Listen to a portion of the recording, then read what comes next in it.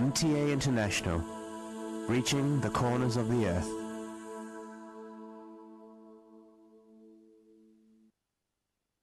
Salli ala Rasulina,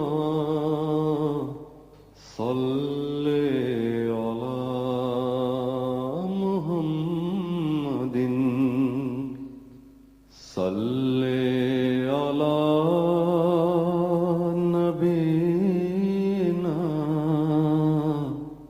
salli ala Muhammadin, salli ala Karimina, salli ala Muhammadin, salli ala Habibina, salli ala Muhammadin, salli ala Imamina, salli ala Muhammadin, salli ala Nabina,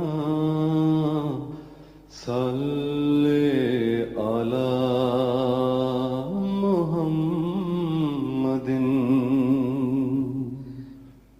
salli ala Rasulina, salli ala Muhammadin, salli ala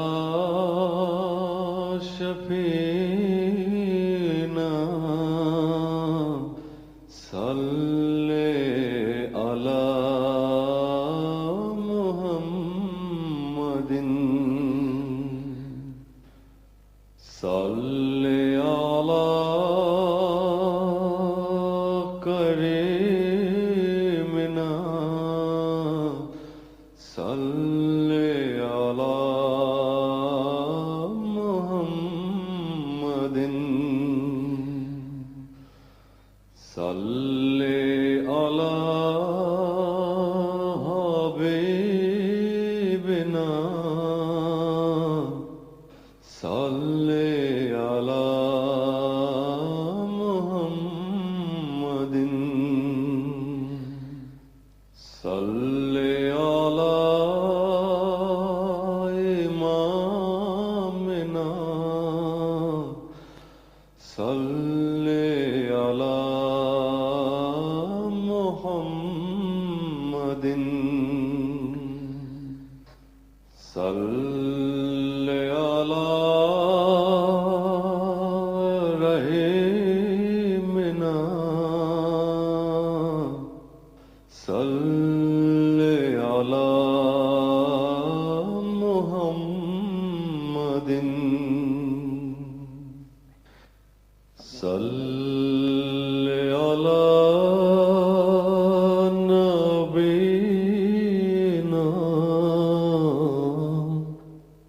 salli ala Muhammadin.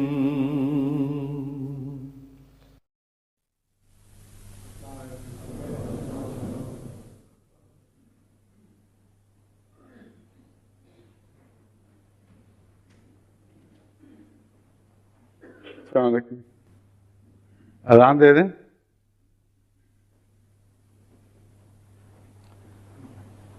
اللہ اکبر اللہ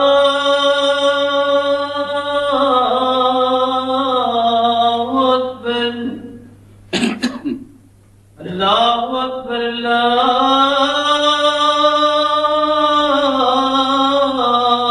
اکبر اشہد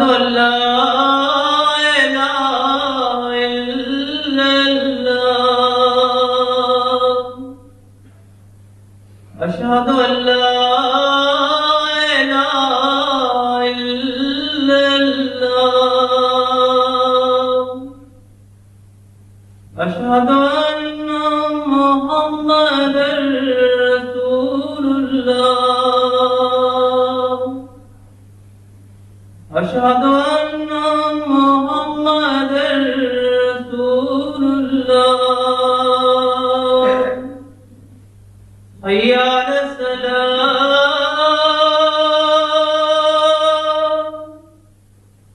حي على الصلاة حي على الفلاح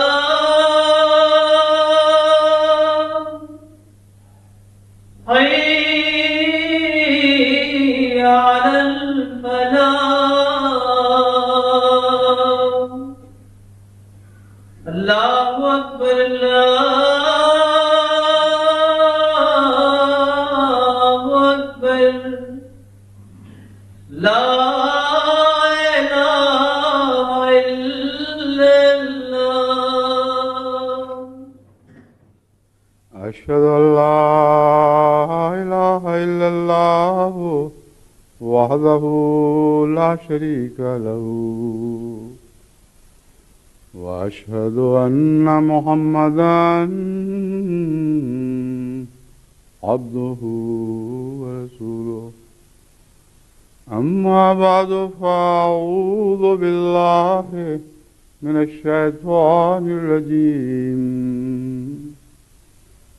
بسم الله الرحمن الرحيم الحمد لله رب العالمين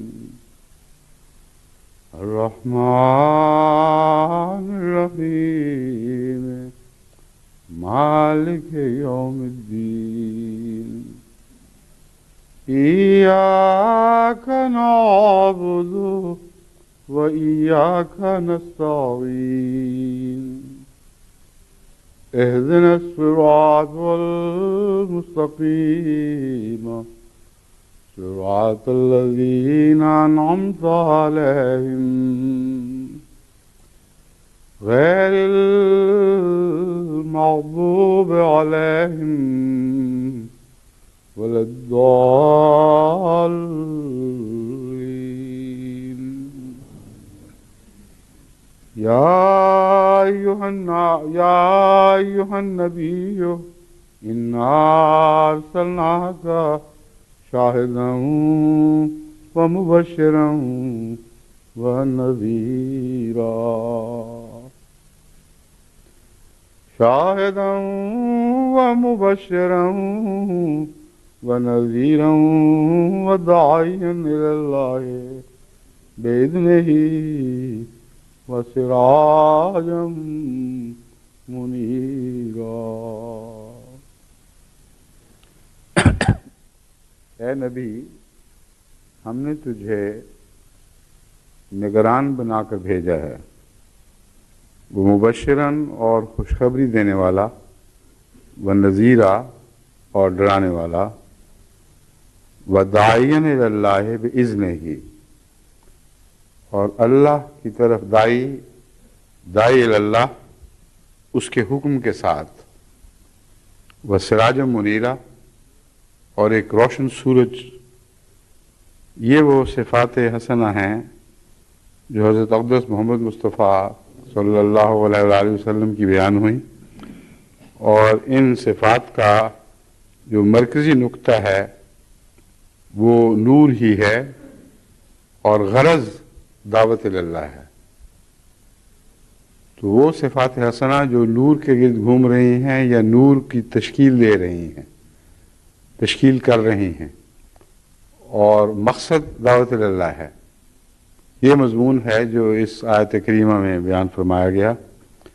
اور چونکہ یہ جو نور کے مضامین کا سلسلہ ہے، میں آج کے خطبے میں سر دست اس کو ختم کر کے پھر دوسرے مضامین کی طرف متوجہ ہونا چاہتا ہوں. اس لیے یہ آیت میں نے عنوان بنائی ہے آج کے خطبہ کی، کیونکہ نور کے تعلق میں سب سے زیادہ ضرورت ہمیں دعوت اللہ کے لیے پیش آ رہی ہے، اور کوئی دعوت اللہ کی اسکیم دنیا میں کامیاب ہو ہی نہیں سکتی جب تک دعوت اللہ کرنے والا نور سے کچھ حصہ نہ پائے ہوئے ہو۔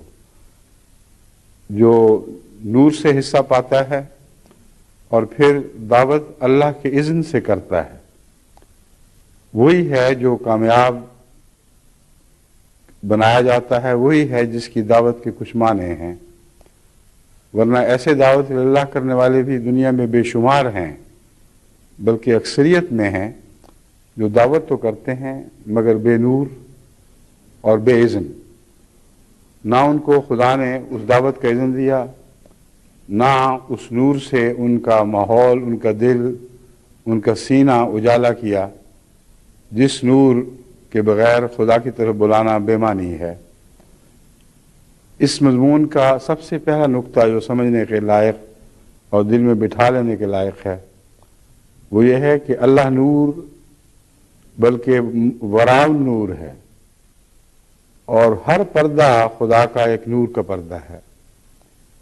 اس کی طرف دعوت دینے والا اگر اندھیرا ہو تو اس کو اس دعوت کا حق ہی نہیں پہنچتا، اور یہ ہو نہیں سکتا کہ کسی نے نور سے حصہ پایا ہو اور اس کا دل، اس کا سینہ، اس کا دماغ، اس کی تمام صلاحیتیں روشن نہ ہوئی ہوں۔ روشنی کا کچھ نہ کچھ پرتاؤ تو اس کے اندر ہونا ضروری ہے، اور اگر کسی کے پاس وہ روشنی ہے جو خدا سے ملتی ہے تو پھر وہ خدا کی طرف بلانے کا حقدار بنتا ہے، پھر اس کی دلیل اس کے ساتھ چلتی ہے، اور اس کی سب سے بڑی دلیل اس کا نور ہے۔ اور اس سے بہتر کوئی دعوت اللہ کی طرف بلانے کا اور نسخہ نہیں ہے، اور کوئی طریق نہیں ہے، کیونکہ ہر دوسرے طریق میں خامیاں ہیں اور نقصانات ہیں، اور ایسی دعوتیں جھگڑوں اور فساد پر منتج ہوتی ہیں، اور بسا اوقات دنیا میں دعوت اللہ ہی کے بہانے مذہبی فسادات کیے جاتے ہیں۔ اس لیے مرکزی نقطہ وہی یہی ہے کہ نور کے بغیر دعوت کا کوئی تصور نہیں۔ نور میسر ہو تو دعوت کا حق پہنچتا ہے، مگر تب بھی لازم ہے کہ خدا کا اذن بھی ہو، اور بغیر اذن کے کوئی دعوت نہیں ہے۔ بس اذن الہی کے نتیجے میں جس دعوت کے میدان میں ہمیں جھونکا گیا ہے وہ اسلام کی اشاعت کا میدان ہے، وہ اللہ کی طرف بلانے کا میدان ہے، مگر اس نور کی طرف جس کے بغیر خدا کی طرف سفر ممکن نہیں ہے، یعنی سراج منیر کی طرف۔ سراج منیر جو سورج ہے وہ خود اپنی ذات میں خدا کا نور نہیں، مگر خدا کے نور کا جو اس کے ماوراء ہے، پرلی طرف ہے، اس کا ایک چمکتا ہوا نشان ہے، ایسا پردہ ہے جو خود روشن ہو گیا ہے۔ بس جو سب سے زیادہ روشن پردہ خدا کا ہمیں اس دنیا میں دکھائی دیتا ہے وہ سورج ہے، اور سورج کی طرف کا سفر ہی حقیقت میں ماوراء نور کی طرف کا سفر قرار دیا جا سکتا ہے۔ تو جیسے دنیاوی نظام میں سورج کی مثال ہے، ویسا ہی روحانی نظام میں حضرت اقدس محمد مصطفیٰ صلی اللہ علیہ وآلہ وسلم کا وجود ہے، جو خدا کے نور کا وہ پردہ ہے جس سے زیادہ روشن تر پردہ ہماری دنیا کے انسانوں کو دکھائی نہیں دیا، نہ دے سکتا ہے۔ وہ ایسا نور کا روشن پردہ ہے کہ جب ظاہر ہوتا ہے تو ہر نور والا مٹ جاتا ہے اس کے سامنے، نہ چاند کا وجود رہتا ہے، نہ ستارے چمکتے ہیں، کوئی اور نور دنیا کا اس کے سامنے چمکنے کی مجال نہیں رکھتا۔ روشنیاں جو انسان بناتا ہے وہ بھی بجھ جاتی ہیں یا بجھا دی جاتی ہیں، اگر نہیں بجھتی تو نور دینا چھوڑ دیتی ہیں۔ بس یہ وہ نور ہے جس کی طرف ہم نے تمام دنیا کو بلانا ہے، اور اسی کا ہمیں اذن دیا گیا ہے۔ ایسے نور کیسے پیدا ہوتے ہیں اور کیسے ہم اس نور سے حصہ پا سکتے ہیں، اس مضمون کی وضاحت کرتے ہوئے میں نے حضرت اقدس مسیح موعود علیہ الصلوۃ والسلام کے بعض اقتباسات آپ کے سامنے رکھے تھے جو ابھی پایہ تکمیل کو نہیں پہنچے تھے. جو انتخابات میں نے چنے تھے ان کا مضمون جاری تھا. پہلے جو اقتباسات ہیں جو میں آج جو پچھلے خطبے میں اس سے بھی پہلے آپ کے سامنے پڑھتا رہا ہوں، ان کا مرکزی نقطہ نبوت ہے. حضرت مسیح موعود علیہ السلام فرماتے ہیں کہ اصل نور اور کامل نور خدا کے کامل بندوں کو دیا جاتا ہے، اور اس نور میں غیر نبی شریک نہیں ہے. انبیاء کی ساخت ایسی ہے کہ ان کو خدا تعالیٰ نے اس کامل نور کا محافظ اور امین بنانے کی خاطر پیدا فرمایا ہے. اس لیے ان کے اندر وہ تمام صلاحیتیں موجود ہیں جو نور کو اپنانے اور اس کو بغیر نفسی میل کے چمکا کر باقی دنیا کو دکھانے کی صلاحیت طاقت بخشتی ہیں. وہ صلاحیتیں ان کے اندر موجود ہیں. اور اس نور وحی کو جو انبیاء کے ساتھ خاص ہے، حضرت مسیح موعود علیہ السلام بعض مثالیں دے دے کر سمجھا رہے ہیں اور یہ واضح فرما رہے ہیں کہ یہ نور صرف نبیوں کے لیے ہے، غیر نبی اس میں شریک نہیں ہو سکتا. یہ اقتباس جو بقیہ حصہ ہے میں آپ کے سامنے پڑھ کے سناتا ہوں.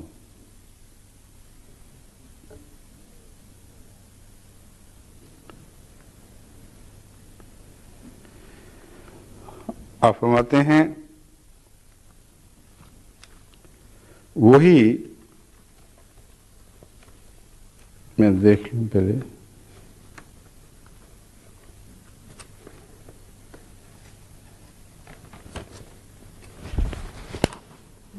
ٹھیک ہے.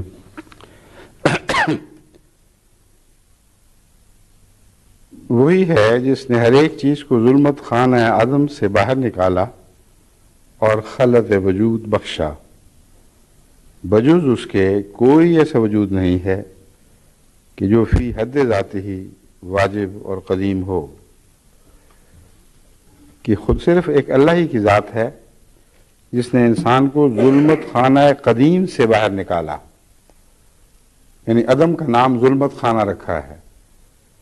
فرمایا ہے خدا کے سوا ہر طرف تاریکی ہے، یعنی عدم ہے، اور وہی وجود ہے جو ہمیشہ سے ہے اور ہمیشہ سے عدم سے وجود پیدا کرتا ہے، اور عدم سے وجود میں آنا ایک نور کو چاہتا ہے، کیونکہ عدم کو ظلمات سے تشبیہ دی ہے. بس ایک وہ نور ہے جو فطری نور ہر انسان کو، ہر وجود کو ملتا ہے، اور اس میں در حقیقت انسان اور غیر انسان، زندہ اور مردہ کی کوئی تمیز نہیں ہے. بغیر نور کے وجود کا تصور ہی ممکن نہیں، کیونکہ ہر وجود نور سے عدم سے نکل کے وجود کی روشنی میں آیا ہے. اس لیے جب وہ اندھیرے سے نکل کر روشنی میں آیا ہے تو بغیر روشنی کے ہو ہی نہیں سکتا. بس وہ تمام صفات جن کو ہم مادی صفات کہتے ہیں وہ بھی نور رکھتی ہیں، اور ان میں سے ہر صفت خدا تعالیٰ کے کسی نور کا پرتو ہے اور اس کے بغیر عدم ہے. بس جب وہ صفات مر جائیں تو کائنات عدم ہو جاتی ہے. اس لیے یہاں زندگی اور موت کی وہ بحث نہیں ہے جس کا انسان سے یا دیگر حیوانوں سے تعلق ہے. یہاں زندگی اور موت کی وہ بحث ہے جس کا عدم اور وجود سے تعلق ہے.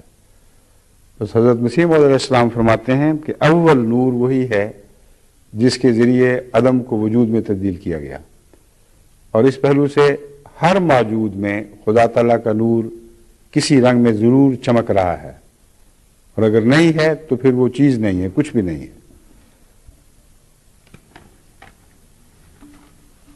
فرماتے ہیں اس تفصیل کے میں فرماتے ہیں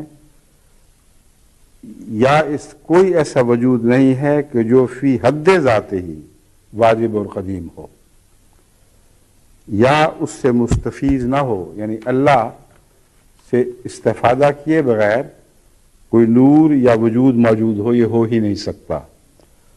خاک اور افلاک ان کو بھی اللہ کے نور کا مورد قرار دیا. بس یہ جو نور کی تفصیل بیان فرما رہے ہیں، اس کا سفر لفظ خاک سے کیا ہے، جس میں کوئی زندگی نہیں ہے، اور افلاک یعنی زمین اور کائنات ساری، اور انسان اور حیوان، اور حجر اور شجر، اور روح اور جسم، سب اسی کے فیضان سے وجود پذیر ہیں۔ یہ تو عام فیضان ہے جس کا بیان آیت اللہ نور السماوات والارض میں ظاہر فرمایا گیا۔ یہ فیضان عام ہے جس کو اللہ نور السماوات والارض میں بیان فرمایا گیا، جس نے دائرہ کی طرح ہر ایک چیز پر احاطہ کر رکھا ہے، جس کے فائل ہونے کے لیے کوئی قابلیت شرط نہیں ہے، اس میں کسب کا کوئی دخل نہیں، یہ رحمانیت کی جلوہ گری سے پیدا ہوتا ہے۔ اسی لیے قرآن کریم نے رحمانیت سے خلق کو منسوب فرمایا۔ رحمانیت ہی سے انسان کا وجود ظہور پذیر ہوا ہے، رحمان ہی ہے جس نے کائنات کو پیدا کیا ہے۔ وہاں خالق نہیں فرماتا، اللہ تعالیٰ رحمان فرماتا ہے، کیونکہ رحمان کے لیے یہ ضروری نہیں کہ کوئی ہو اور اس سے فیض طلب کرے، رحمان کے لیے ضروری نہیں ہے کہ کوئی فیض کا مستحق وجود ہو، وجود نہ بھی ہو تو رحمان خدا از خود اپنے کرم اس طرح نچھاور کرتا ہے جیسے خود رو چشمے سے پانی ابلتا ہے، قطع نظر اس کے کہ کوئی پیاسا وہاں موجود ہے کہ نہیں ہے، قطع نظر اس کے کہ وہ پانی کسی ایسی زمین تک پہنچتا ہے کہ نہیں کہ وہ سیراب ہونے کی تقاضا کر رہی ہو۔ بس اس پہلو سے یہ فیضان عام ہے جس کو نور السماوات ارض فرمایا گیا، اس کا دوسرا نام رحمانیت ہے۔ یہی فیضان ہے جس نے دائرہ کی طرح ہر ایک چیز پر احاطہ کر رکھا ہے، جس کے فائز ہونے کے لیے کوئی قابلیت شرط نہیں ہے، لیکن بمقابلہ اس کے ایک خاص فیضان بھی ہے جو مشروط بشرائط ہے، اور انہی افراد خاصہ پر فائز ہوتا ہے جس میں اس کے قبول کرنے کی قابلیت و استعداد موجود ہے، یعنی نفوس کاملہ انبیاء علیہ السلام پر۔ تو جس نور عام کا ذکر خاک کے ذکر سے شروع فرمایا، اب اس کا انتہائی مقام حضرت مسیح موعود علیہ السلام بیان فرما رہے ہیں۔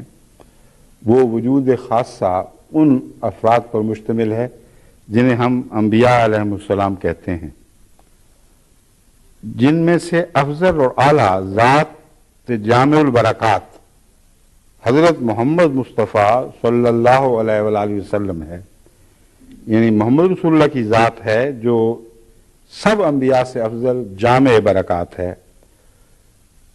اس گروہ کے سوا وہ نور دوسروں پر ہرگز نہیں ہوتا، یعنی وہ نور جو آسمان سے نازل ہوتا ہے وہ ان کے سوا کسی اور پر نازل نہیں ہوتا، اور چونکہ وہ فیضان ایک نہایت باریک صداقت ہے اور دقائق حکمیہ میں سے ایک دقیق مسئلہ ہے، اس لیے خداوند تعالیٰ نے اول فیضان عام کو جو بدیع الظہور ہے بیان کر کے پھر اس فیضان خاص کو بغرض اظہار کیفیت نور حضرت خاتم الانبیاء صلی اللہ علیہ وسلم کی ایک مثال میں بیان فرمایا ہے کہ جو اس آیت سے شروع ہوتی ہے مثل نورہ کمشکات فیہا مصباح۔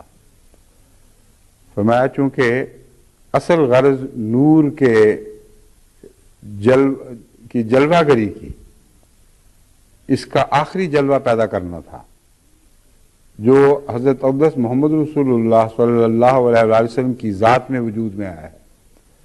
اس لیے اللہ تعالیٰ کے کلام میں یہ شان دکھائی دیتی ہے کہ آغاز فرماتا ہے کائنات کا بے جان چیزوں سے، خاک سے، مادے سے، دنیا سے، زمین و آسمان اور جو کچھ ان میں ہے ان کے ذکر سے، اور پھر فرماتا ہے اور خدا کے نور کی مثال جو اعلیٰ مثال ہے، جو عرفہ مثال ہے، وہ وہی ہے کہ جیسا کہ قرآن کریم نے فرمایا کہ مثل نورہ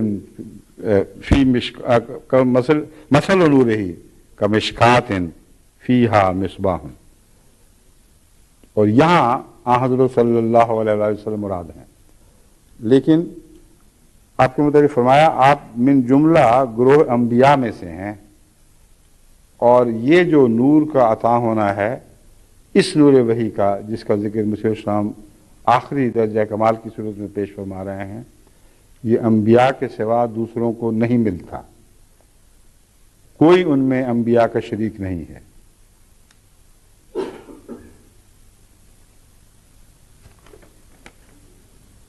پھر آپ فرماتے ہیں، میں کچھ حصے چھوڑ کر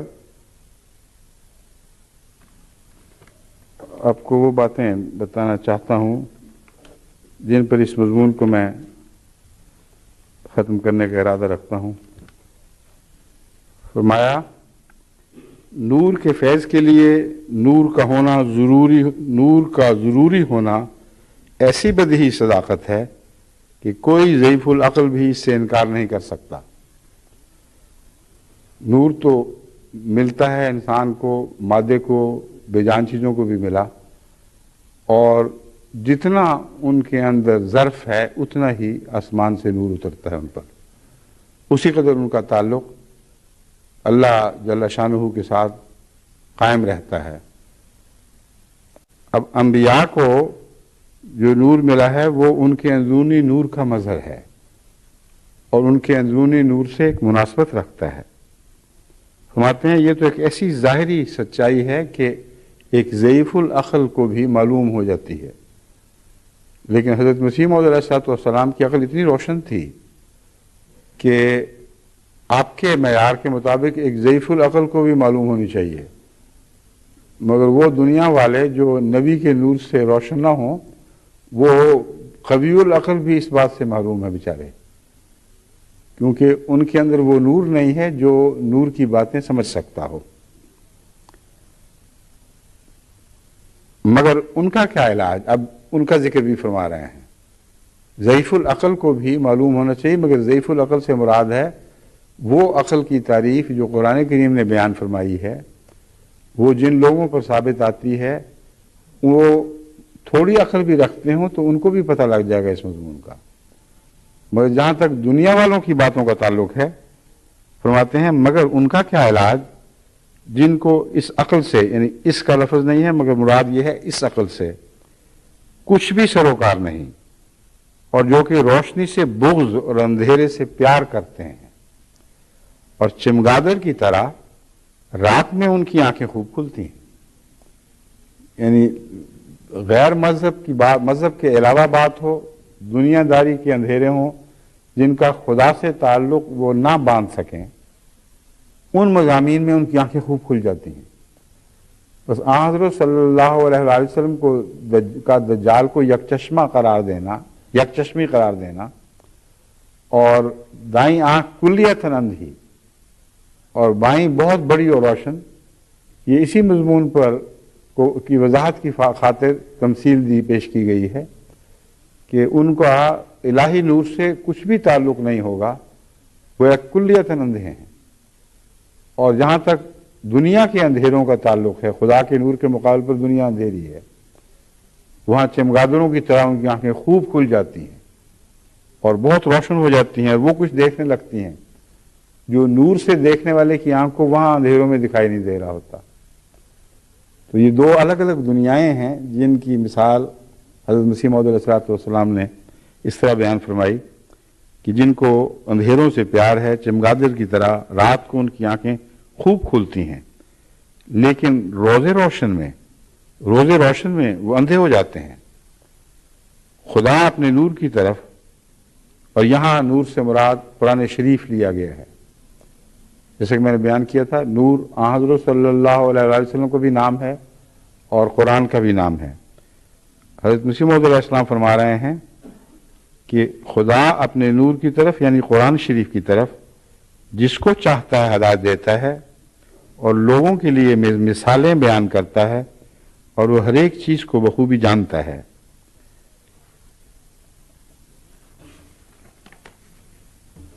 اس کے بعد پھر حضرت اقدس مسیح موعود علیہ السلام اس مضمون کو آگے بڑھاتے ہوئے فرماتے ہیں، بس اس مثال میں جس کا یہاں تک جلی قلم سے ترجمہ کیا گیا ہے، وہاں اصل عبارت میں وہ آیات جو ہیں اور مثال ہے اس کا حضرت مسیح علیہ السلام نے جلی قلم سے ذکر فرمایا ہے تاکہ یہ دیکھنے والا معلوم کرے کہ یہ مرکزی چیز ہے، بڑے قلم سے اس کو لکھا ہوا ہے۔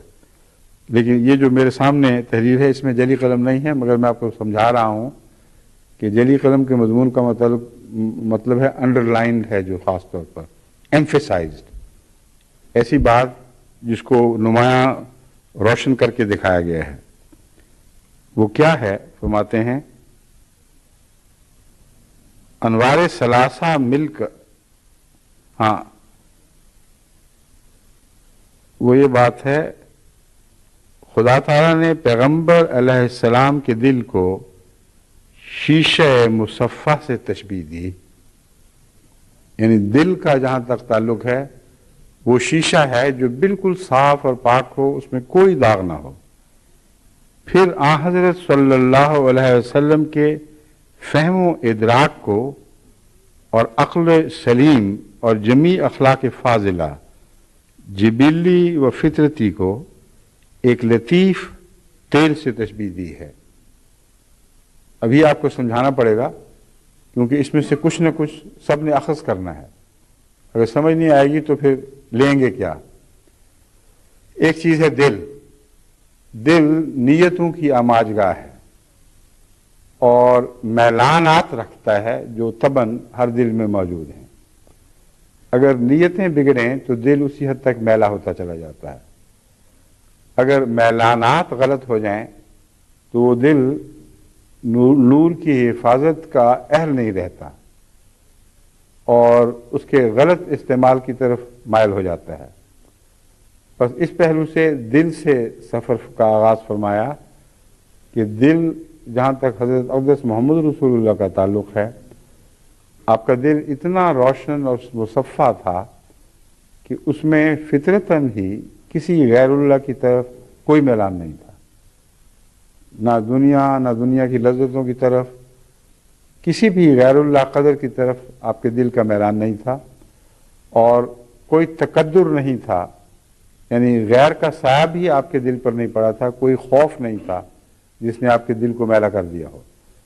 بس لا حول ولا قوت کی یہ تفسیر ہے جو حضرت مسیح موعود علیہ السلام نے حضور صلی اللہ علیہ وآلہ وسلم کے دل کے تعلق میں بیان فرمائی۔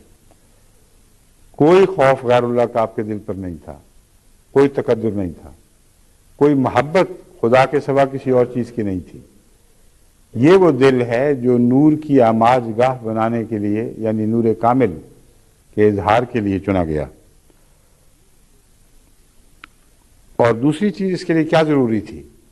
صرف دل کافی نہیں ہے، وہ چیز یہ ہے فہم اور ادراک۔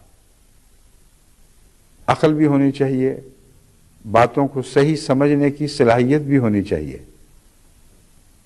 محض نور اپنی ذات میں دل پر نازل ہو تو کچھ بھی فائدہ نہیں پہنچائے گا اگر اسے سمجھنے کی، اس نور کی باریک لطائف تک نظر پہنچانے کی استطاعت نہ ہو۔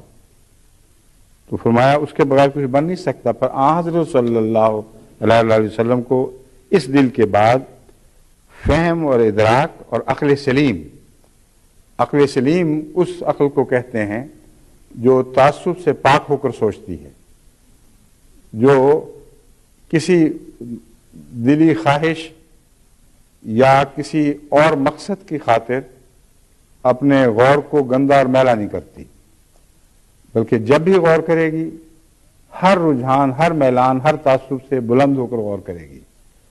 اسے عقل سلیم کہا جاتا ہے۔ فرمایا عقل سلیم عطا فرمائی گئی آپ کو، اور جمیع اخلاق فاضلہ جبلی و فطرتی، وہ تمام اخلاق فاضلہ جو آپ کی بناوٹ سے تعلق رکھتے تھے یا اس پاک فطرت سے تعلق رکھتے ہیں جو ہر ایک کو دی جاتی ہے، ان اخلاق فاضلہ کو اور اس عقل کو اور اس دل کے بعد ایک لطیف تیل سے تشبیہ دی۔ بس یہ عقل ہے جو دل میں وہ دیا روشن کرتی ہے، جس دیے کے روشن ہونے سے خدا کا نور پھیلتا ہے اور خدا کے نور کا شعلہ دل میں جگمگانے لگتا ہے۔ تو دل اگر برتن ہے تو اس کا پاک اور صاف ہونا ضروری ہے. اس برتن میں چمکے گا کیا؟ وہ تیل جلے گا جو انسان کی صفات حسنہ کا خلاصہ ہے. اس میں اس کے تمام اخلاق فاضلہ شامل ہیں، اس کی عقل سلیم شامل ہے، اس کی فہم اور ادراک کی طاقتیں شامل ہیں. یہ سب ہوں تو انہی کا نام خدا نے وہ تیل رکھا ہے جس کا بیان فرمودہ تمثیل میں ذکر ہے. فرمایا یہ نور عقل ہے. پہلا نور قلب تھا، یہ نور عقل ہے، کیونکہ منبع و منشا جمیع لطائف اندرونی کا قوت عقلیہ ہے. ہر چیز کا منبع قوت عقلیہ ہے. یہ وہ تفسیر ہے جو مذہب کو ریشنیلٹی یعنی عقلی تقاضوں کے ساتھ اس طرح ہم آہنگ کر دیتی ہے کہ اسلام کے متعلق یہ سوال ہی پیدا نہیں ہوتا کہ مذہبی عقائد ایک طرف کھڑے ہیں اور عقل دوسری طرف کھڑی ہے.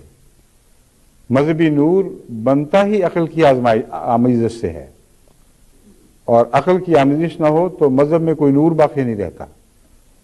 مگر عقل سلیم ہونی چاہیے، ہر میلان سے پاک اور صاف ہونی چاہیے، اور دل کی آماجگاہ ایسی روشن ہونی چاہیے کہ وہ عقل کو دھندلا نہ دے اور کسی بیرونی بد اثر کے نتیجے میں وہ نور اس سے باہر دکھائی نہ دے. یعنی شیشہ میلا کر دیں گے تو نور اسی حد تک دھندلایا ہوا دکھائی دے گا، یا اور میلا کر دیں گے تو دکھائی دینا بند ہی کر دے گا. تو یہ نور عقل ہے، کیونکہ منبع و منشاء جمیع لطائف اندرونی کا قوت عقلیہ ہے. قوت عقلیہ کو تیز کرو گے تو تمہارے اندر لطائف جو ہیں وہ اور زیادہ چمکتے چلے جائیں گے. اب آپ دیکھ لیں کہ دوست ہے ایک، مثلا وہ خالص دوست ہے، اس کا مخلص ہونا اس کے دل سے تعلق رکھتا ہے. مگر آپ کے کسی کام کا ہے بھی کہ نہیں، اس کا تعلق اس کی عقل سے ہے. جہاں سے کہا جاتا ہے کہ بے وقوف دوست سے تو عقل مند دشمن بہتر ہے، کیونکہ وہ کچھ مارے گا تو عقل سے مارے گا. بے وقوف دوست تو اپنی طرف سے بھلائی کر رہا ہوگا، وہاں پھینکے گا جہاں سے تمہارے لیے نجات کی کوئی راہ نہیں ملے گی. تو حقیقت یہ ہے کہ عقل نیت سے تعلق نہیں رکھتی، نیت دل سے تعلق رکھتی ہے، اور دوستی اور دشمنی کا تعلق دل سے ہے، وہ اس کی آماجگاہ ہے. عقل نہ ہو تو یہ دوستی کسی کام کی نہیں، عقل نہ ہو تو دشمنی بھی نہیں کر سکتا انسان. دشمنی بھی بھونڈے طریق پہ کرے گا اور بعض دفعہ وہ دشمنی اپنے اوپر الٹ پڑے گی. تو جمیع لطائف جس کا انسان کی ذات سے تعلق ہے، حضرت مسیح موعود علیہ السلام فرماتے ہیں وہ عقل کے چشمے سے پھوٹتے ہیں. بس اپنی عقلوں کو سیکل کرو، ورنہ تمہیں کچھ سمجھ نہیں آئے گی کہ نور ہے کیا پاؤ گے، کیسے سمجھو گے، جب تک عقل سلیم اور وہ ایک چمکتی ہوئی عقل جس کو ایک نور، ایک تیر سے تشبیہ دی گئی ہے، جب تک وہ تمہیں میسر نہیں آئے گی. پھر فرماتے ہیں پھر ان تمام نوروں پر ایک نور آسمانی کا جو وحی ہے نازل ہونا بیان فرمایا. یہ نور وحی ہے. یہ مکمل تصویر بنتی ہے. دل ہو تو ایسا ہو، عقل ہو تو ایسی ہو، پھر اس پر وہ آسمان سے وحی کا نور اترے، پھر وہ شخص ہے جو دعوت اللہ کا مستحق بنتا ہے. تو نور وحی نے اذن کا کام کیا ہے. نور وحی کے بغیر اذن ہے ہی نہیں. نور وحی کے بغیر کسی کو اس کے پیچھے چلنے کی ہدایت بھی موجود نہیں. فرمایا وَإِذَا نَفَخْتُ فِيهِ وَإِذَا سَوَّيْتُهُ وَنَفَخْتُ فِيهِ مِن رُوحِي. میں آدم کو ٹھیک ٹھاک کر لوں، یعنی اس کو عقل بخش دوں، اس کا توازن پیدا کر دوں، اس کی صفات حسنہ کو متوازن بنا دوں، پھر بھی تم نے اس کی پیروی نہیں کرنی. وَنَفَخْتُ فِيهِ مِن رُوحِي. جب میرا اذن اس پر اترے، شعلہ امر نازل ہو، تب وہ اس لائق ہوگا کہ تم نے اس کی پیروی کرنی ہے. تب وہ داعی اللہ کے مقام پر کھڑا ہو جاتا ہے، اور پھر سب دنیا کو اس نور کی طرف بلاتا ہے جو اللہ تعالیٰ اسے عطا فرماتا ہے. فرماتے ہیں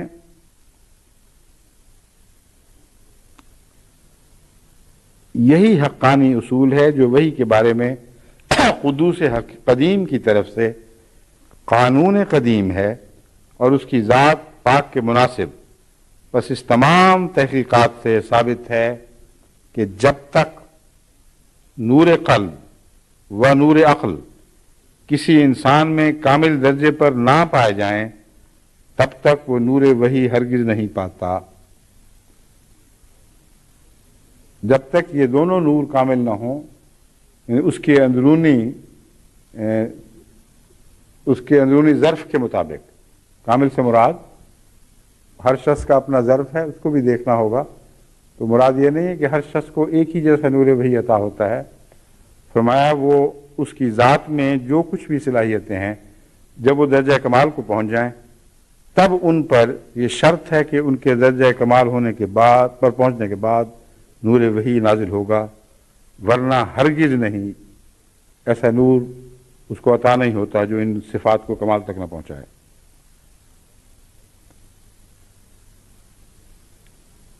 اور پہلے اس سے ثابت ہو چکا ہے کہ کمال عقل اور کمال نورانیت اور کمال نورانیت قلب صرف بعض افراد بشریہ میں ہوتا ہے، کل میں نہیں ہوتا. اب ان دونوں ثبوتوں کو ملانے سے یہ امر بپایا ثبوت پہنچ گیا کہ وحی اور رسالت فقط بعض افراد کاملہ کو ملتی ہے، نہ ہر یک فرد بشر کو. بس وحی اور رسالت کے مرتبے پر کھڑا کرنا کہ آگے پیغام پہنچاؤ میرے اذن کے ساتھ، یہ ہر شخص کو نصیب نہیں ہوتا، صرف انبیاء کاملہ کو نصیب ہوتا ہے. اب سوال یہ پیدا ہوتا ہے کہ ہم پھر دعوت اللہ کیسے کریں؟ نہ ہماری عقل سیکل ہو، درجہ کمال تک پہنچے، نہ دل اتنا صاف اور پاک ہو کہ ہر دوسرے میلان سے بچا ہوا ہو. اور مسیح موعود علیہ السلام فرماتے ہیں کہ اور کسی کو یہ وحی کا درجہ نصیب ہی نہیں ہوتا، تو ان اندھیروں میں ہم کس کی طرف بلائیں گے؟ جو بے نور جھولیوں میں اندھیرے لیے پھرتے ہوں ان کو حق کیا ہے؟ ان کو تو اذن بھی نہیں پھر ملا. یہ وہ الجھن ہے جسے میں دور کرنے کی خاطر اب اس اقتباس کے بعد حضرت مسیح موعود علیہ السلام کا ایک اور اقتباس پڑھ کے سناتا ہوں. فرماتے ہیں پس گناہوں سے بچنے کے لیے اس نور کی تلاش میں لگنا چاہیے جو یقین کی کرار فوجوں کے ساتھ آسمان سے نازل ہوتا اور ہمت بخشتا اور قوت بخشتا اور تمام شبہات کی غلاظتوں کو دھو دیتا ہے. فرمایا تم سراج منیر تو نہیں بن سکتے مگر سراج منیر کا فیض تو پا سکتے ہو، اور جب تک وہ فیض نہیں پاؤ گے تمہارے اندر یقین پیدا ہو ہی نہیں سکتا اور غلاظتیں صاف نہیں ہو سکتی. سب سے اچھا ذریعہ ڈس انفیکٹ کرنے کا سورج کی روشنی کے سامنے ڈال دینا ہے. جیسے اعلیٰ پائے پر سورج کی روشنی ڈس انفیکٹ کرتی ہے، یعنی جراثیم کی آلودگیوں سے پاک کرتی ہے، ویسے اور کوئی چیز نہیں ہے. آپ دیکھ لیں کب سے کائنات وجود میں آئی ہے، کب سے دنیا اپنی ان کیمیاوی ترقیات کے بعد اور حیات کی نشو و نما کے بعد غلاظتوں میں ملوث ہوتی چلی جاتی ہے. کیونکہ جہاں ایک طرف کسی غذا کا فیض پانا ہو، وہاں دوسری طرف اس غذا کی گندی اور بدبودار صورت کا جسم سے نکالنا بھی ایک لازمی عمل ہے. بیکٹیریا بھی کھاتے ہیں اور بیکٹیریا بھی اپنے فضلے کو باہر پھینکتے ہیں. تو اگر یہ سلسلہ جاری ہے کروڑوں سال سے تو یہ ساری دنیا غلاظتوں سے بھر جاتی. یہاں تو بیکٹیریا کے لیے بھی سانس لینے کی جگہ باقی نہیں بچتی. وہ کون سی طاقت ہے جو اس سارے نظام کو اثر نو صحت بخشتی ہے، ہر غلاظت کو دور کرتی ہے اور اس کی جگہ پاکیزگی پیدا کرتی ہے؟ یہ نظام شمسی ہے. سورج روز آتا ہے اور سارے رات کے گند ہو کر پھر دوسرے دن چلا جاتا ہے، اور پھر دوبارہ آتا ہے اور پھر روز کی صفائی کرتا ہے. آپ کو اندازہ نہیں ہے کہ سورج کی صفائی کا نظام کتنا وسیع ہے، کیسی کیسی شعاعیں اس میں موجود ہیں، وہ کس کس چیز پر کیا اثر ڈالتی ہیں. مگر یہ امر واقعہ ہے کہ اگر سورج نہ نکلتا تو ساری دنیا گندگی سے بھر جاتی۔ بس آن حضرت صلی اللہ علیہ وآلہ وسلم کو سراج منیرہ جو فرمایا گیا، تو حضرت مسیح علیہ السلام فرماتے ہیں کہ تم پر لازم ہے کہ شبہات کی غلاظتوں کو دھو، اور وہ تبھی ممکن ہے کہ روشنی کے سامنے نکلو، اس سراج منیرہ سے فیض پاؤ جس کو خدا نے تمہیں پاک صاف کرنے کے لیے بنایا ہے۔ وہ کیا کرتا ہے؟ آسمان سے نازل ہوتا ہے اور ہمت بخشتا ہے اور قوت بخشتا ہے، اور تمام شبہات کی غلاظتوں کو دھو دیتا ہے اور دل کو صاف کرتا اور خدا کی ہمسائیگی میں انسان کا گھر بنا دیتا ہے۔ بس افسوس ان لوگوں پر کہ بچوں کی گرد و غبار میں کھیلتے اور کوئلوں پر لیٹتے ہیں اور پھر آرزو کرتے ہیں کہ ہمارے کپڑے سفید رہیں، اور حقیقی نور کو تلاش نہیں کرتے، اور پھر چاہتے ہیں کہ ظلمت سے نجات پائیں۔ بس ہمیں کیا کرنا ہے؟ ہمیں دنیا کو ظلمت سے نجات بخشنے سے پہلے اس الہ نور سے تعلق باندھنا ہے جس کو سراج منیر فرمایا گیا، اور وہ اذن الہی سے چمکا ہے۔ اس سے اذن پائیں گے تو ہم بھی اذن کے مقام پر کھڑے ہوں گے۔ اگر اس سے اذن نہیں پائیں گے تو ہم بھی اذن کے مقام پر کھڑے نہیں ہوں گے۔ اذن کا مقام دو طرفہ مقام ہے، ایک طرف سے انسان اذن پاتا ہے اور دوسری طرف اذن جاری کرتا ہے۔ اور آدم کو جو سجدے کی تعلیم دی گئی وہ یہی مضمون ہے جو بیان ہوا ہے کہ جب ہم نے اسے اذن دیا اسے صاحب اذن بھی بنا دیا، اور پھر تمہیں مجبور کیا گیا کہ اس کو سجدہ کرو، اس کی اطاعت کرو۔ اور یہ سجدہ بعض دفعہ طوعی ہوتا ہے، بعض دفعہ جبری ہوتا ہے، طوعاً و کرہاً جیسا کہ فرمایا ہے۔ اور یہ امر واقعہ ہے کہ وہ لوگ جو اللہ کے نور سے باشعور طور پر آنکھیں کھول کر تعلق باندھتے ہیں اور اپنے اندر اس کی گرمی محسوس کرتے ہیں، ان کی باتوں میں ایک ایسی قوت پیدا ہو جاتی ہے کہ لوگ سنتے ہیں اور مانتے ہیں، اور بعض دفعہ بڑے بڑے سرکش بھی اپنی گردنیں ان کی آواز کے سامنے جھکانے پر مجبور ہو جاتے ہیں۔ حالانکہ وہی دلائل جب کوئی دوسرا شخص دیتا ہے تو ان کے دل پر کوئی اثر نہیں کرتے۔ بس یہ نور کی صفت ہے، اور اس نور کی صفت ہے جس کو خدا تعالیٰ نے اذن کے مقام پر فائز فرمایا ہے، اور وہ سب سے اعلیٰ درجے کا نور حضرت اقدس محمد مصطفیٰ صلی اللہ علیہ وآلہ وسلم کا نور ہے جو سراج منیرہ بن کے چمکا۔ بس آج اگر کسی احمدی نے دعوت اللہ کا حق ادا کرنا ہے تو اس نور سے فیض یاب ہوئے بغیر وہ ہرگز اس حق کو ادا نہیں کر سکتا۔ وہ نور ہے جو اپنے دلوں میں سمانا پڑے گا، اس کی کچھ روشنی اپنے اخلاق میں ڈال کر اپنے اخلاق کو جگمگانا پڑے گا۔ جتنی جتنی روشنی تم پاؤ گے اتنا ہی تم صاحب نور ہوتے چلے جاؤ گے، اتنا ہی تم خدا کی طرف بلانے کے حقدار بنتے چلے جاؤ گے، ورنہ تمہیں یہ حق نصیب نہیں ہوا۔ فرماتے ہیں حقیقی نور کیا ہے؟ وہ جو تسلی بخش نشانوں کے رنگ میں آسمان سے اترتا اور دلوں کو سکینت اور اطمینان بخشتا ہے۔ بس ایک طرف فرمایا کہ وہی صرف ان کے لیے ہے جن کو انبیاء کا مقام عطا کیا گیا ہے، زمرہ انبیاء کہا جاتا ہے۔ دوسری طرف تعلق باللہ کی نفی نہیں فرمائی گئی، الہام کی نفی نہیں فرمائی گئی، اس وحی کی نفی نہیں فرمائی گئی جو وحی نبوت سے علاوہ ہے۔ بس بالکل یہ نہ سمجھ بیٹھیں کہ باقی سب بالکل کورے اور بے فیض ہی رہیں گے۔ نور سے آپ کا تعلق باندھنا ضروری ہے، کیونکہ وہی مقام نور پر اترتی ہے۔ خواہ وہ غیر نبی کی وحی بھی ہو، وہ بھی مقام نور چاہتی ہے۔ بس محمد رسول اللہ کے نور سے فیض ہونے کا مطلب یہ نہیں کہ یہی آخری مقام ہے، آخری مقام کی طرف یہ تعلق لے کر جائے گا۔ آن حضرت صلی اللہ علیہ وآلہ وسلم سے تعلق آپ کو اس مرتبے تک پہنچا دیتا ہے جہاں خدا کی توجہات اترتی ہیں، جہاں خدا کا پیار نازل ہوتا ہے۔ اور یہ توجہات اور یہ پیار انبیاء کے لیے خاص نہیں بلکہ ہر انسان کو عطا ہوتی ہیں، جو تسلی بخش نشانوں کے رنگ میں آسمان سے اترتا ہے اور دلوں کو سکینت اور اطمینان بخشتا ہے، اس نور کی ہر ایک نجات کے خواہش مند کو ضرورت ہے۔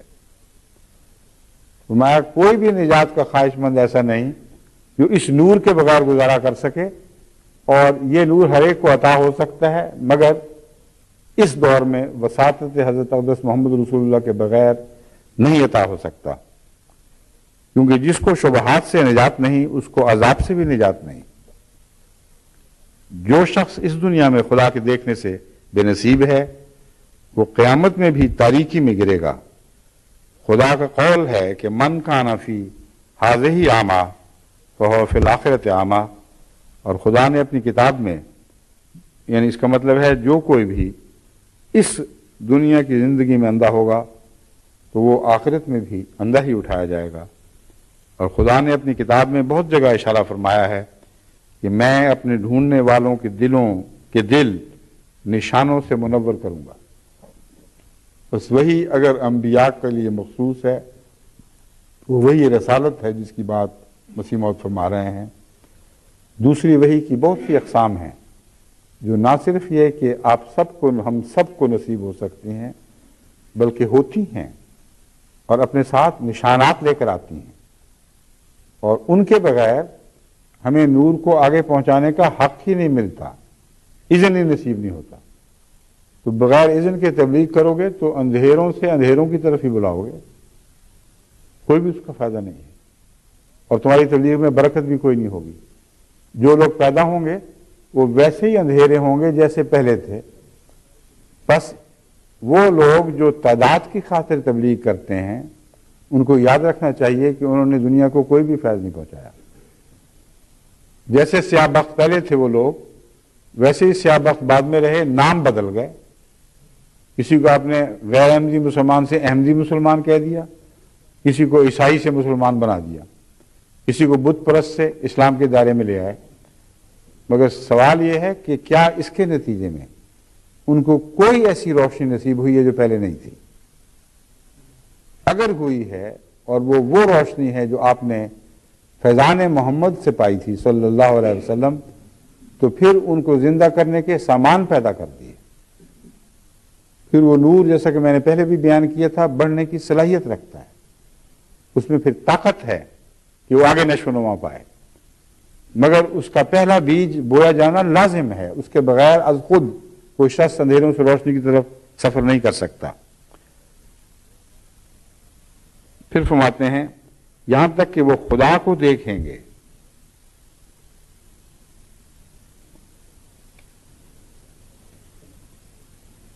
یعنی فی ھذہ اعمیٰ و فی الآخرۃ اعمیٰ کی تشریح میں فرماتے ہیں اپنی کتاب میں بہت جگہ اشارہ فرمایا ہے کہ میں اپنے ڈھونڈنے والوں کے دل نشانوں سے منور کروں گا۔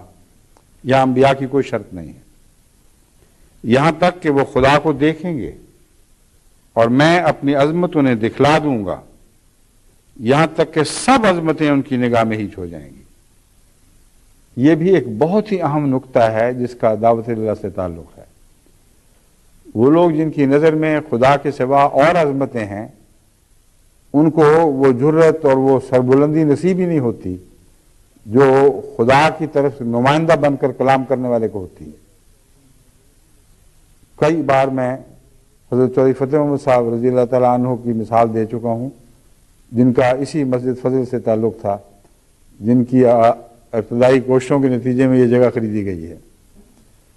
حضرت مسلم معود یہ جاننے کے باوجود کہ آپ کو اپنے کپڑوں کی ہوش نہیں، جوتوں کی ہوش نہیں، اور اپنی چیزیں جگہ جگہ بھولتے پھرتے ہیں، جب گورنر وغیرہ یا بڑی بڑی دنیاوی شخصیتوں کو وہ پیغام دینا ہوتا تو چودھری فتح محمد صاحب کو بھی بھجوایا کرتے تھے، بلکہ بسا اوقات آپ کو بھجوایا اس معین پیغام دے کر۔ اب کسی نے دیکھا کہ چودھری صاحب تو بالکل سادہ سے آدمی ہیں، بعض دفعہ جاتے ہیں تو اپنے بچے کی چھوٹی شلوار پہن کر باہر نکل جاتے ہیں جو گھٹنوں تک رہتی ہے صرف، اور کوئی ہوش نہیں کہ میں نے کیا پہنا ہوا ہے۔ یہ جب گورنر سے ملتے ہوں گے جا کے تو پتہ نہیں ان کے دل کا کیا حال ہوتا ہوگا، کس طرح یہ کانپتے ہوں گے اس کے سامنے۔ تو اس نے سوال کیا کہ آپ جاتے ہیں تو آپ کو کیا لگتا ہے، بتائیں تو صحیح۔ مجھے لگتا ہے کہ میرے سامنے पंजाबी में कहा कोई चिड़ी दा बोट पिया हुए कहते हैं मैं खुदा का नुमाइंदा, वो दुनिया का नुमाइंदा, मुझे क्या लगना है इसके सिवा। जैसे सामने चिड़ी का बोट, यानी वो बच्चा जो अभी अंडे से निकला है, जिसके परो बाल नहीं निकलते। मुर्गी का बच्चा नहीं फरमाया, क्योंकि उसको तो बड़ा खूबसूरत दिखाई देता है, मगर जितना बेचारा बे इख्तियार बच्चा चिड़ी का बोट है, वैसा कोई बच्चा बे इख्तियार नहीं होता। ना बाल, ना शक्ल, ना सूरत, वो कच्चे गोश्त की पोट सी पड़ी होती है, ना खा सकता है, ना मदद के बगैर एक दिन भी जिंदा रह सकता है। गर्मी भी मां से पाता है तो गर्मी मिलती है, वरना उसकी जात में कोई गर्मी भी नहीं होती है फिजिक में। तो मुझे तो लगता है कि मेरे सामने चिड़ी का बोट बैठा हुआ है। तो ये है वो नूर की अजमत जो हज़रत मसीह मौऊद अलैहिस्सलाम फरमाते हैं कि अल्लाह की तरफ से अता की जाती है। मतलब खुदा कहता है कि मैं अपनी अजमत उन्हें दिखला दूंगा, यहां तक कि सब अजमतें उनकी निगाह में हीच हो जाएंगी। यह मर्तबा और मकाम है दाई अल्लाह का कि हर दूसरी अजमत हीच हो चुकी हो, और जो अजमत इस तरह जलवागर हो कि उसके सामने हर अजमत हीच हो जाए, उसकी तरफ बुलाने का आपको हक भी है और आपको ताकत भी है। और आपकी आवाज में देखें कैसी शौकत पैदा हो जाएगी। यही बातें हैं जो मैंने बरह रास्त खुदा के मुकालमात से भी सुनी। यानी मसीह मौऊद इस्लाम फरमा रहे हैं, बस मेरी रूह बोल उठी, बस मेरी रूह बोल उठी कि यही राह है और गुनाह पर गालिब आने का यही तरीक है, निजात की यही राह है और गुनाह पर गालिब आने का यही तरीक है। हकीकत तक पहुंचने के लिए ज़रूरी है कि हम हकीकत पर कदम मारें। फर्जी तजवीज़ें और ख्याली मंसूबे हमें काम नहीं दे सकते। हम इस बात के गवाह हैं और तमाम दुनिया के सामने इस शहादत को अदा करते हैं कि हमने इस हकीकत को जो खुदा तक पहुंचाती है कुरान से पाया है। हमने उस खुदा की आवाज़ सुनी और उसके पुरजोर बाजू के निशान देखे जिसने कुरान को भेजा। सो हम यकीन लाए कि वही सच्चा खुदा और तमाम जहानों का मालिक है, और हमारा दिल उस यकीन से ऐसा पुर है जैसा कि समंदर की ज़मीन पानी से पुर है, जैसा कि समंदर की ज़मीन पानी से। सो हम बसीरत की राह से उस दीन और उस रोशनी की तरफ हर एक को बुलाते हैं। यह है बसीरत की राह जो दाई अल्लाह के लिए ज़रूरी है। फरमाते हैं हमने उस नूर हकीकी को पाया जिसके साथ सब जुल्मानी पर्दे उठ जाते हैं और गैरुल्लाह से दरहकीकत दिल ठंडा हो जाता है। यही एक राह है जिससे इंसान नफसानी जज्बात और जुल्मात से ऐसा बाहर आ जाता है जैसे सांप केंचली से निकल आता है। यानी अपनी केंचली को जब सांप छोड़ता है तो फिर कभी उसकी तरफ नहीं लौटता। बज़ाहिर सांप की मिसाल तो बड़ी भयानक सी मिसाल है, लेकिन जिंदगी की मिसालों में इससे बेहतर मिसाल दी नहीं जा सकती कि कोई एक ऐसी हालत से इस तरह बाहर आ जाए कि दोबारा फिर कभी उस तरफ लौटने का ख्याल भी ना करे, बेकार वजूद के तौर पर पहले वजूद को खत्म कर दे।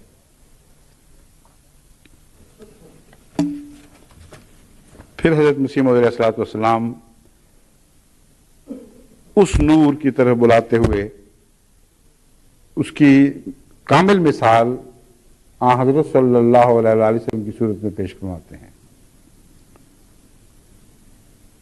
फरमाते हैं वो आला दर्जे का नूर जो इंसान को दिया गया, यानी इंसान कामिल को, वो मलाइक में नहीं था, नुजूम में नहीं था।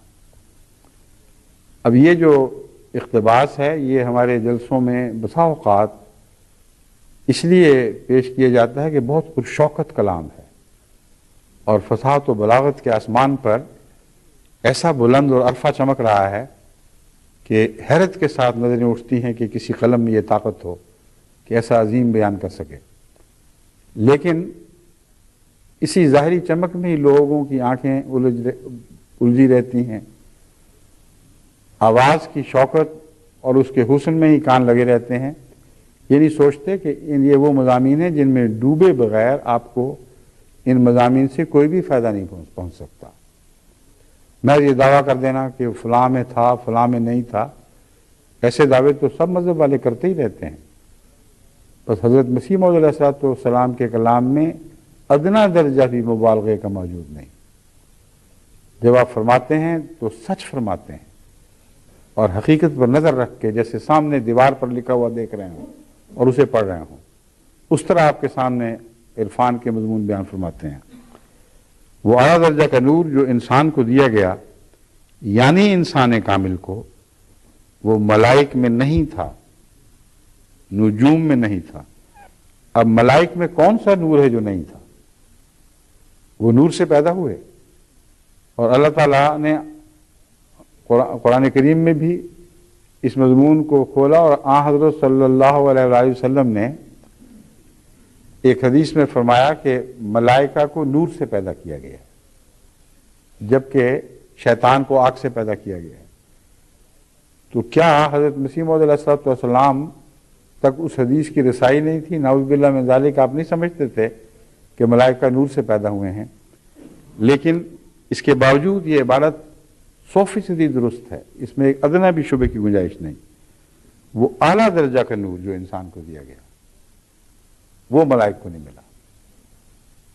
اور وہ اعلیٰ درجہ کا نور اعلیٰ تھا، اس کا ثبوت خود حضرت اقدس محمد رسول اللہ کے معراج نے ہمارے سامنے پیش کر دیا. ملائک میں سب سے اعلیٰ فرشتہ، سب سے اعلیٰ وجود روح القدس ہے. اس سے اونچا فرشتوں کا وجود متصور نہیں ہو سکتا. اور معراج کی شب جو عجیب روحانی کشف حضرت محمد رسول اللہ کو دکھایا گیا، ایک ایسے مقام پر آپ پہنچے ہیں جہاں جبرائیل کے پروں نے جواب دے دیا، نہیں، اس کی اڑان کی طاقتیں ختم ہو گئیں. اس نے کہا اس سے آگے میں نہیں جا سکتا، تیرا مقام ہے، تو آگے چل. بس حضرت مسیح موعود علیہ السلام ہرگز کسی بھی زبان کی خوبصورتی کی خاطر کلام نہیں فرماتے. یہ دل کی قوت سے جو نور صداقت پھوٹتا ہے وہ ہے جو کلام میں حسن پیدا کر رہا ہے. ادنا بھی اس میں جھوٹ اور مبالغے کا شائبہ نہیں. یعنی انسان کامل کو وہ ملائک میں نہیں تھا، نجوم میں نہیں تھا. اب نجوم کے اندر نور تو ہے، جیسا کہ مسیح علیہ السلام خود بھی لکھ چکے ہیں کہ ہر چیز کا آغاز ہی نور سے ہوا ہے، تو کیسے ہو سکتا ہے کہ نجوم میں نور نہ ہو؟ مگر اس نور میں وہ زندگی نہیں، وہ اعلیٰ مقصد کے حصول کی صلاحیتیں موجود نہیں ہیں جو انسان کو اس کے درجہ کمال تک پہنچانے کی خاطر عطا کیا جاتا ہے. قمر میں نہیں تھا، آفتاب میں بھی نہیں تھا. یعنی یہ نور جو ہیں قمر اور آفتاب کے، یہ دنیاوی زندگی تو پیدا کر سکتے ہیں، مگر دنیاوی زندگی پیدا کرنے کا جو مقصد ہے وہاں تک نہیں پہنچا سکتے، کیونکہ وہ مقصد وہی اعلیٰ مضمون ہے، بالا مضمون ہے. یہ زندگی بیکار ہے اگر بالآخر خدا سے نہ جا ملے. تو اس کے لیے دنیا کا سورج نہیں، سراج منیرہ چاہیے. اس کا نور اس سے اعلیٰ اور عرفہ مضمون ہے، نور ہے. اللہ فرماتے ہیں یہ ظاہری باتوں میں بھی جو نور ہے وہ بھی محمد رسول اللہ کے نور سے کوئی سامنے کوئی حیثیت نہیں رکھتا، اور جو چھپے ہوئے نور ہیں خزانوں کی صورت میں، ان کی بھی کوئی حیثیت محمد رسول اللہ کے نور کے مقابل پر نہیں. فرماتے ہیں قمر میں نہیں تھا، آفتاب میں نہیں تھا، وہ زمین کے سمندروں اور دریاؤں میں نہیں تھا، وہ لال اور یاقوت اور زمرد اور الماس اور موتی میں بھی نہیں تھا. غرض وہ کسی چیز ارضی اور سماوی میں نہیں تھا، صرف انسان میں تھا، یعنی انسان کامل میں. اب انسان کامل سے مراد یہاں رسول اللہ صلی اللہ علیہ وسلم نہیں ہے، یاد رکھیں. وہ تمام کامل وجود جن کے متعلق فرمایا وہ نور سے مرصع ہوتے ہیں، ان پر وہی اترتی ہے. یعنی من جملہ انبیاء سب کو آپ کامل فرما رہے ہیں، کامل بیان فرما رہے ہیں. یعنی انسان کامل میں جس کا اتم اور اکمل اور اعلیٰ اور عرفہ فرد ہمارے سید، یعنی تمام کاملین میں سے سب سے اکمل. تمام انبیاء بلند ہیں مگر بلند تر ان سے، سب بڑی شان والے ہیں مگر اس شان کا حامل جیسے محمد رسول اللہ ہیں ان میں اور کوئی نہیں تھا. اعلیٰ اور عرفہ فرد ہمارے سید و مولا سید الانبیاء سید الاحیاء محمد مصطفیٰ صلی اللہ علیہ وسلم ہیں۔ سو وہ نور اس انسان کو دیا گیا اور حسب مراتب اس کے تمام ہم رنگوں کو بھی، بس وہ جو درجہ کمال والے تھے وہ حسب مراتب ہیں اور محمد رسول اللہ کے ہم رنگ قرار پائے ہیں، یعنی ان لوگوں کو بھی جو کسی قدر وہی رنگ رکھتے ہیں۔ یہاں امت محمدیہ کے لیے بھی خوشخبری ہے، اس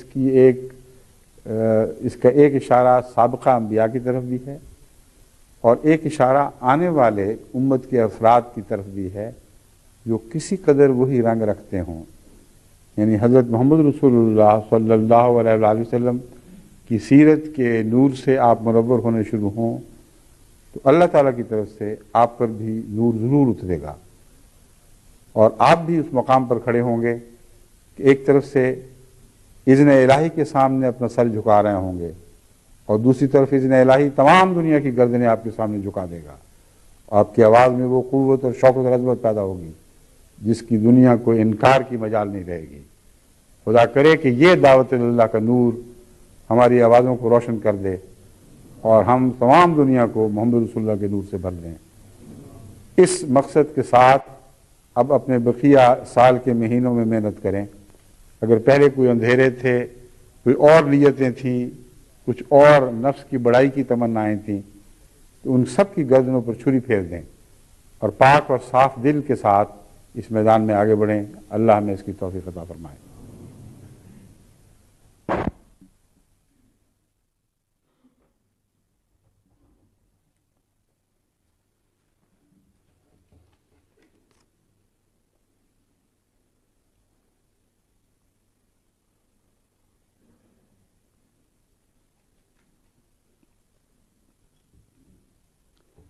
الحمد لله نحمده ونستعينه ونستغفره ونؤمن به ونتوكل عليه ونعوذ بالله من شرور أنفسنا ومن سيئات أعمالنا من يهده الله فلا مضل له ومن يضلله فلا هادي له ونشهد أن لا إله إلا الله وحده لا شريك له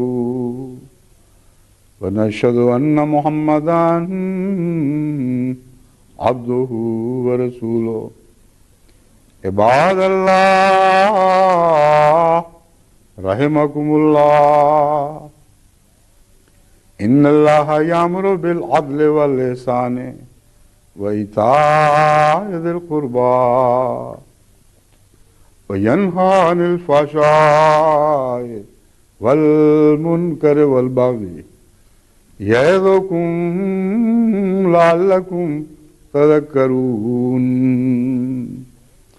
اذكروا الله يذكركم وادعوه يستجب لكم ولذكر الله أكبر۔